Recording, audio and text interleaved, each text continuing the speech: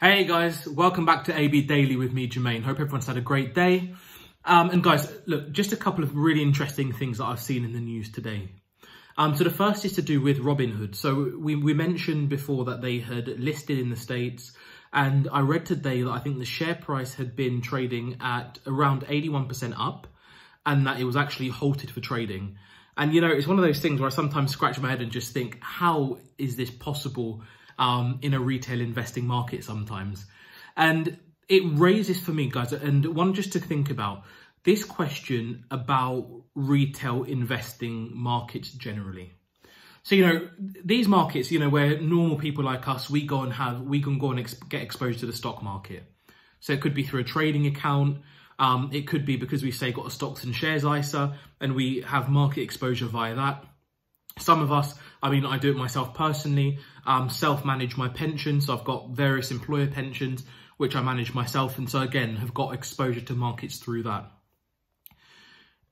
That exposure can be quite dangerous in the sense that you are taking financial risk with your assets. And sometimes we massively rely on those assets, sometimes in the present, more often than not in the future. But one question that I would always have is, why are we investing where we're investing? So if you look right now, why does anybody invest in stock markets? I mean, if you look at many of these videos that you see on TikTok and stuff, you get a load of people running around telling you that if you just put all your money in the S&P 500, you're going to go and get 8% returns annualized over many years and you'll be a millionaire in 30 years. It doesn't work like that. Long-term exposure to markets can absolutely create wealth. And outside of property, market exposure has created more millionaires than anything else, to my knowledge. However, the formula is not as black and white. And you just got to kind of think sometimes at a more macro level about what's happening in underlying economies and whether market exposure truly makes sense. So if you look now, for example, money printing, quantitative easing is at record levels globally. The states are printing more money than many combined economies, if you just think about it. You know, here in the UK, we're at record levels of money printing. And just think, it's fake money being introduced into a system. Alongside that, you've got inflation, which is just the silent tax that people don't really seem to do a good job of tracking. But inflation erodes the value of our money every year, and it's hitting us really hard right now. When you look at those two fundamentals about money printing and inflation, and you think about the companies that represent these big markets, I think you've just got to ask a question and just think, is the market as healthy as it seems? What is it being propped up by? Do I have confidence in how these markets, or how these companies are kind of currently funded, how they're making their money? Does it make sense long term? I'm not judging either way. You know, I make my own decisions, and actually my investing profile and strategies, they differ really quite a lot. I tend to play my pension pot, which I'm only going to be able to access in like 30 years. I play that very differently to my day-to-day trading account, to my ISA, because they've got different purposes.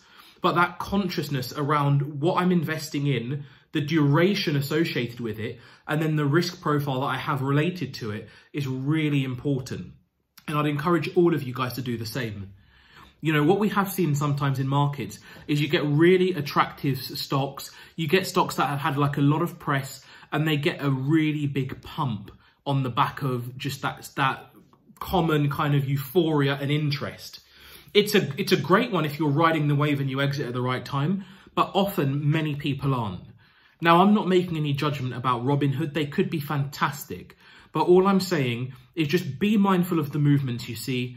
Think about whether the fundamentals, the underlying of the markets at a macro level make sense. And also look at those companies on a micro level to see if it makes sense as well. Definitely worth looking at. Am I going to put any money into Robinhood? I'm not sure. Genuinely not sure. Haven't really looked at it in enough detail to have a thought process on it. Gut feelings probably no, but we'll see. I mean, anyone who's watching, if you think I'm being a bit silly and it is worth putting a few quid in, then let me know and we'll have a look at it. Another really interesting one, guys, that I've seen, this has come out from the UK Chancellor of the Exchequer today, Rishi Sunak. So Rishi is saying that young people working from home could find that working from home has a detrimental impact on their careers, if I've understood it properly, and the development they can face. I think it's a really interesting one, because being in the office and the office environment has got a huge amount of upside. You know, you're working closely with people, you're picking up almost subconsciously, you know, on different kind of norms and behaviours, and it's easy just to nip over to somebody's desk and get a little bit of help. You maybe have at some point some kind of high levels of focus, and working in teams, it does make it a bit easier. So I can see the upside. One thing I would say, guys, and this is maybe like a little bit more career advice to anyone who's kind of working from home, who may not really be used to it, is think about what you can do to make the experience a lot better. So I know, for example, in the teams that I look after and work with, I'm always encouraging people, put your camera on. It seems like a simple thing, but that engagement and the ability to kind of be almost face to face, it really makes a big difference, and it tells people if you're being engaged or not. Also, quite often, make a phone call rather than just send an email. Look, I'm sure most of us get tens, if not hundreds of emails daily. I certainly know I'm nearer the hundreds camp. So it's worth just picking up the phone sometimes and just having that human interaction, quickly chatting something through and creating those kind of relationships and bonds. Look, guys, it's never going to replace the office. And for those of us who built our careers in those big office environments with big teams, sometimes open plan, dynamic, energetic, it was great. And no doubt we should feel really blessed to have had the experience. And we've also got an important role in going back into our teams to pay that forward to the next generation. But I still remain like absolutely clear that all of us have got to do what we can to make home working work. That means putting the cameras on, being engaged, and showing up with that professionalism, because even though we might be at our dining tables, or if we've got home offices, we may be there, we still need to turn up and we still need to bring our A game. So that's massively important. Okay, guys, just from a well-being perspective, importance of sleep. I think importance of sleep because it's one that I've probably been struggling with a little bit more. So sometimes when these things occur to you personally, you kind of spend a little bit more time looking at them. So I've been recently trying to get about 7 hours of sleep a night. I think different books talk about the different value of sleep. I think there's a book called Why We Sleep, maybe. I'm pretty sure I've read it actually, which recommends north of 8 hours or so.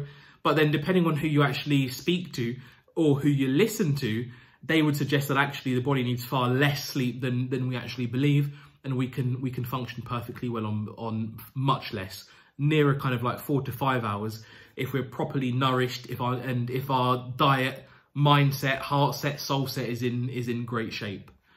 Look, guys, I'd say whatever your situation, just think and just ensure you're getting enough sleep.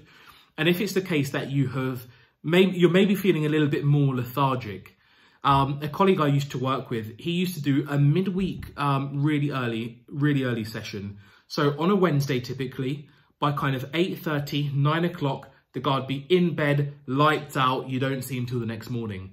He used to treat it as a midweek refresher just to kind of recalibrate a little bit. As far as I know, he still does it now, and he always looks fantastic, like a guy who's got lots of sleep. So look, one to think about. These are little tactics that can help us on our day-to-day. Sometimes a little check-in just to make sure that we're okay is important. And I think the more self-diagnosis and self-healing that we do is the better we are in the long run, right? Is the healthier we are and is the better we tend to turn up. So that's it for today, guys. Hopefully you've enjoyed this around Robinhood, around Rishi Sunak and the whole working from home, and around the importance of getting some sleep. If you're new around here, please consider dropping us a like and a subscribe.